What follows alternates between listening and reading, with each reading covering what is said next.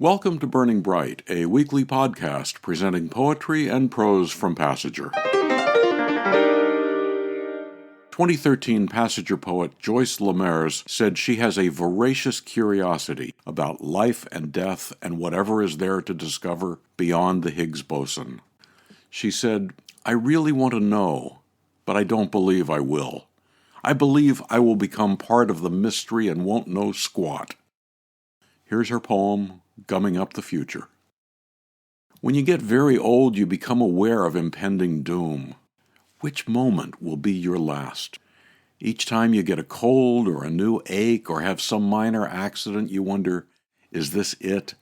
And you start worrying about all the things undone.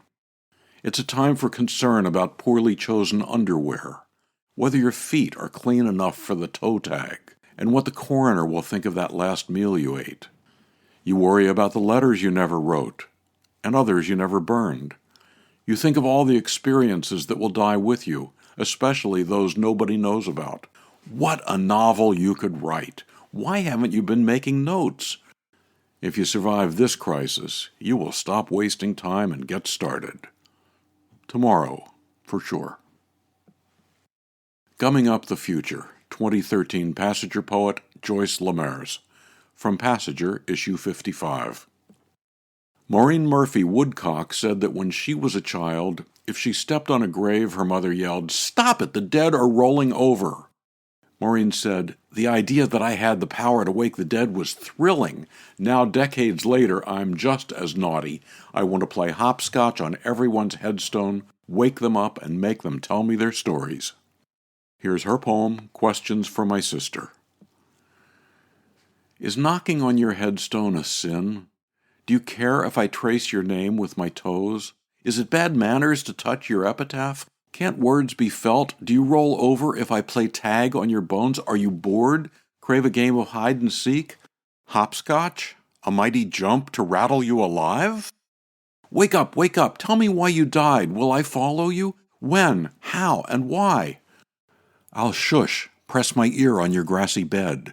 You can tap your answers on your coffin's lid. Questions for My Sister, Maureen Murphy Woodcock. From Passenger, issue 69. Pat Hurley said, after experiencing several losses, both parents and more recently 2 husbands, I noticed that the dead never really leave us.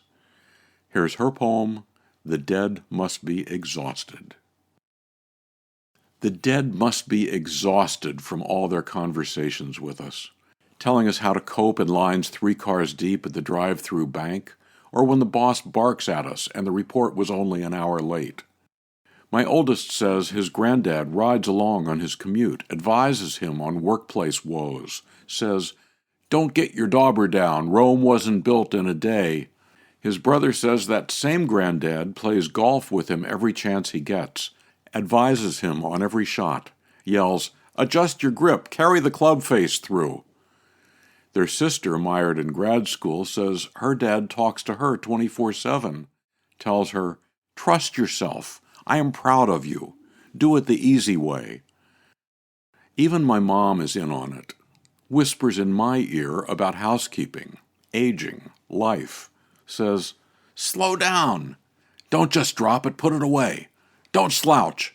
Let your hair go gray. Set a good example. Say the right thing." Pat Hurley's poem, The Dead Must Be Exhausted. From Passenger, issue 65, the 2018 Poetry Contest issue.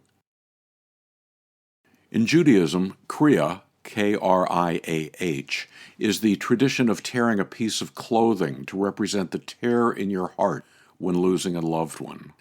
It is a way to show outwardly that you are in mourning. Here's Fran Markover's poem, Kriah. After my grandmother's death, there was no fitting response to everyone's query, "How are you?" I could only conjure my farewell's graveside when the rabbi ripped fringe off my shawl, the violence comforting. My fingers touched the empty space. Later I twisted what remained, cotton threads circling my hand, memory's swath, like the nights I helped Grandma kindle the candles. She showed me how to draw light into one's heart, the dance of hands chestward. Years later, after her stroke, last time at assisted living, we folded into each other. The fruity ensure of her breath warmed my face. Beyond confine of ribs, beyond bed sores and stories she carried, those lovely heavy wounds, her body was so frail I could almost lift her past the iron rails. Bristles of her perm grazed my skin. She struggled to keep hold. Her arms pulled me toward her, both of us surrendering, as if I were buoyant as a life raft, a blessing. Hurley, Fran Markover, from her book, Grandfather's Mandolin. To buy Grandfather's Mandolin, subscribe to or learn more about Passager and its commitment to writers over 50, go to PassagerBooks.com. You can download Burning Bright from Spotify, Apple and Google Podcasts, Audible, and a host of other podcast apps. For Kendra, Mary, Christine, Roseanne, and the rest of the Passager staff, I'm John Shore.